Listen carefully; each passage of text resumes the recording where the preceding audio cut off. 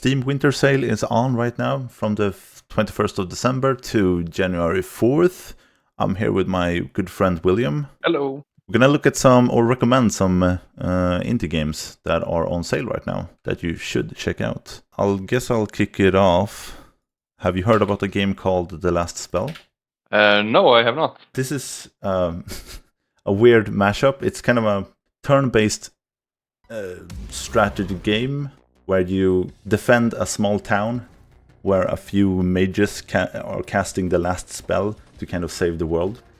Mm-hmm. So you kind of building defenses at day and defend at night with a few heroes. And you have RPG elements. It's a kind of a hard game. It's also a roguelike where you're gonna die. Like you ain't gonna complete, what is it? You do like 5 nights, and at the end you have a boss. And each day you build on your defenses, level up your heroes, equip them with new stuff, buy new stuff and stuff like that. Each time you fail, you get some permanent buffs or permanent upgrades, like better equipment, more money to start with and stuff like that. And this gets really hard real quick, and after a few tries and get some permanent upgrades, it gets easier, and yeah, it's a fun game. Sounds like fun. Yeah.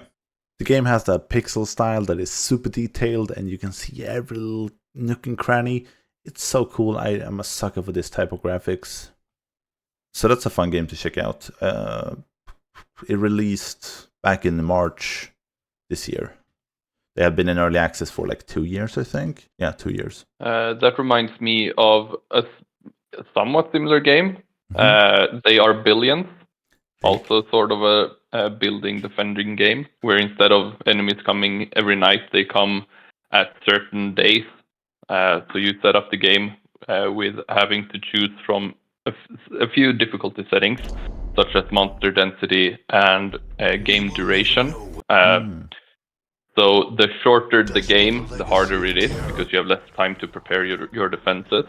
So a typical game is 100 days.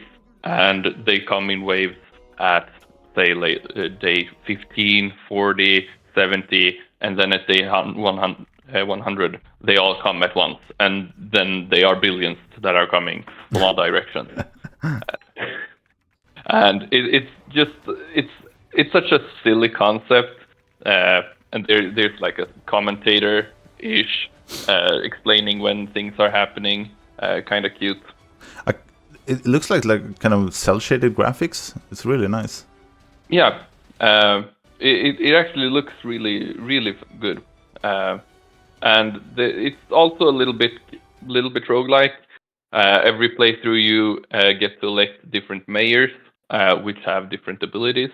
The layout of the map is different each time, and there are different challenges that the game proposes that you complete before you progress to the next map. So it's a fun little challenge game. It's also I find that the difficulty increases too much at the same time. So it starts off really, really easy, and then like at day 50 you're like, okay, I'm just overwhelmed right now. And the game is, in my opinion, a little bit too slow at times.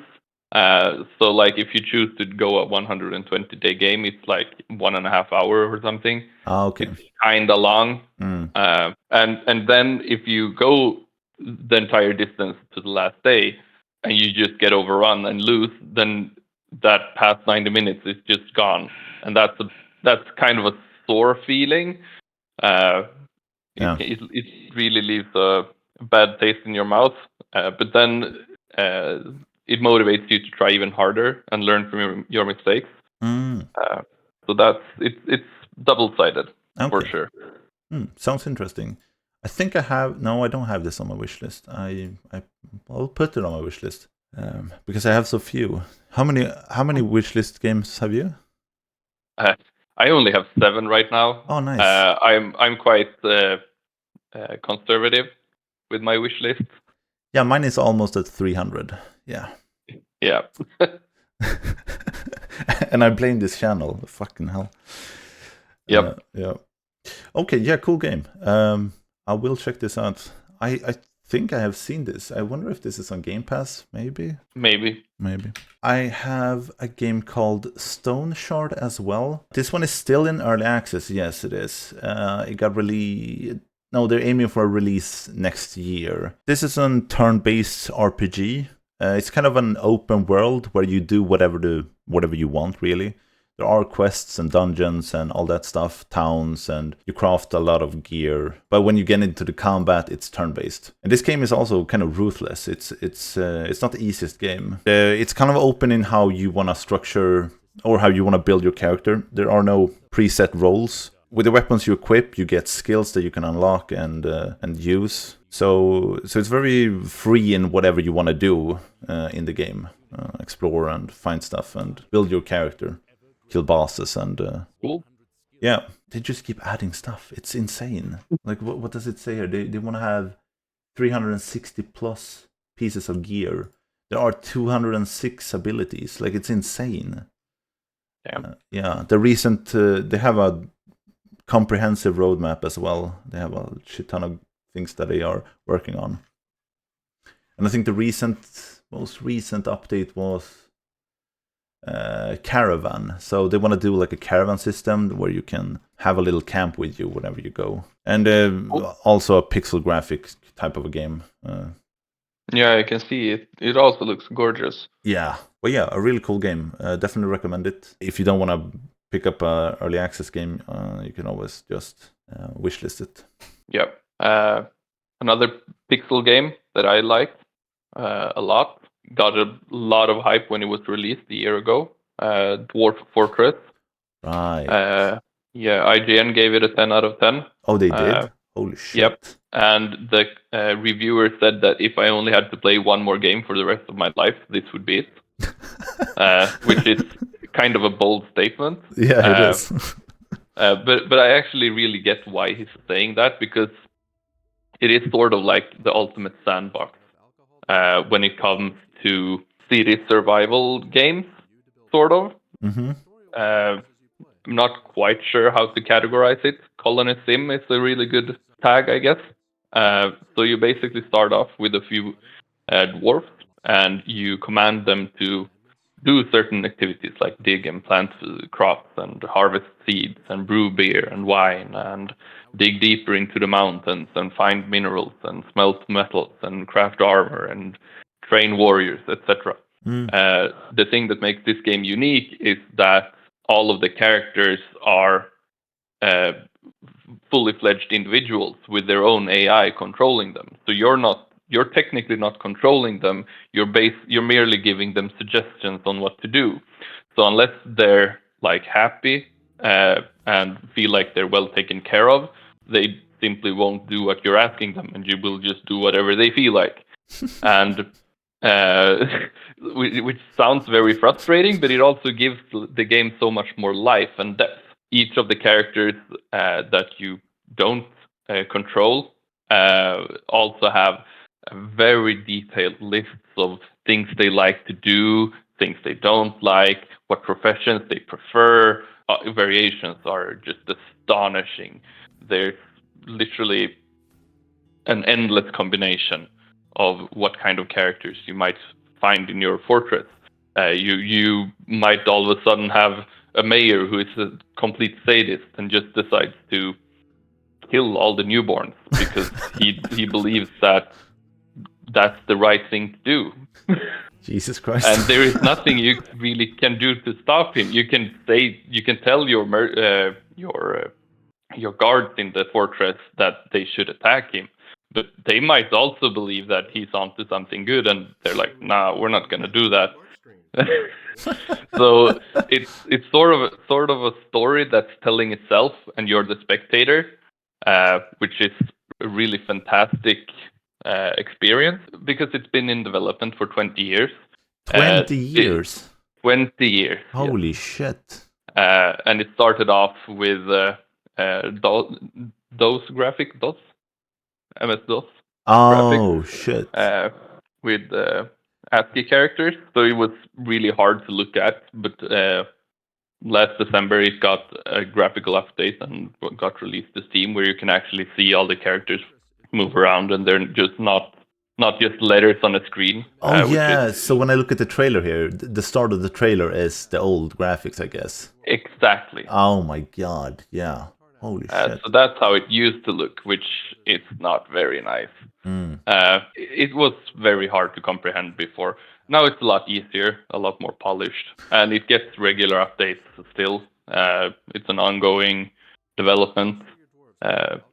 It has a very distinct art style. Like you could recognize this game if you put 10 games in front of me. Yeah, like, definitely. Yeah. And I've seen people just pump, some streamers put, like, or content creators put tens of thousands of hours into this and just never get bored of it, because there's so much variety in what to do. You can build intricate traps that, like, the game haven't put out the science on how to make the traps. You just put one and one together, because everything is like the physics works as in reality.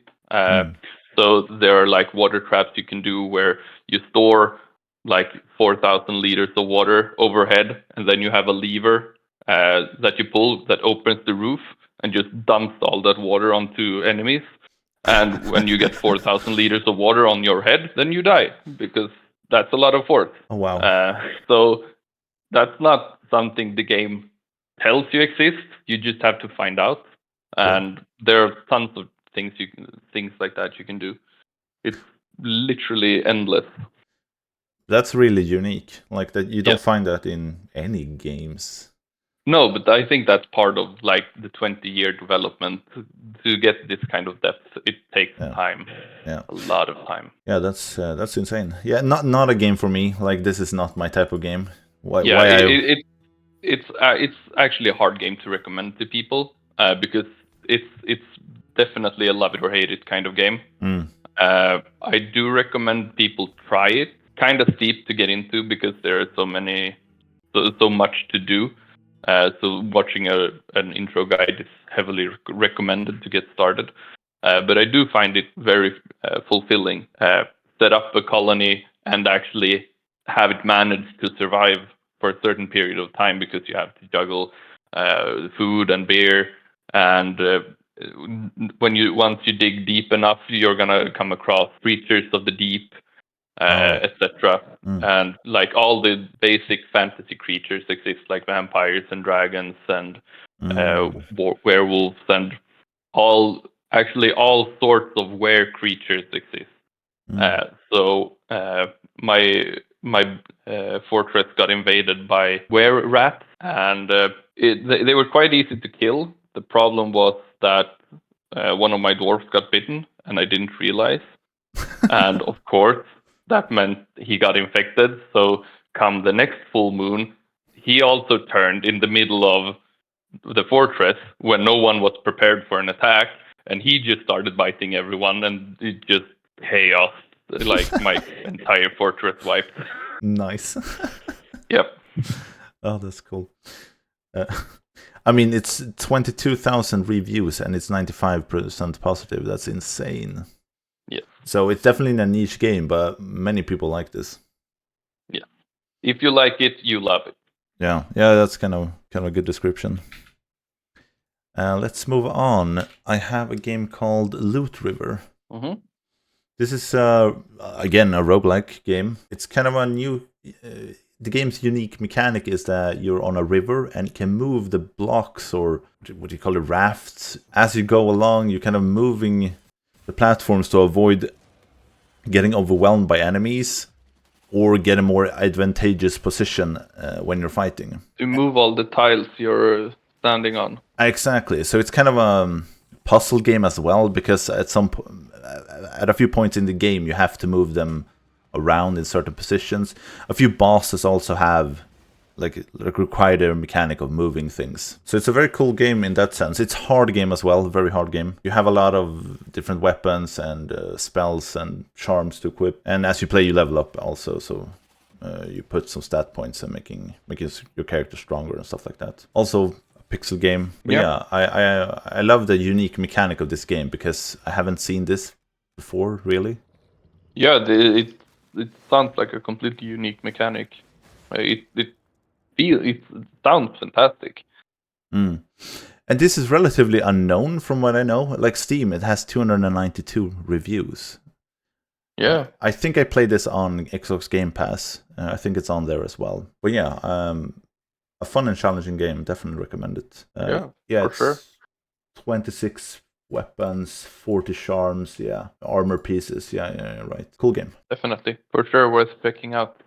Yeah, we both have played PlateUp.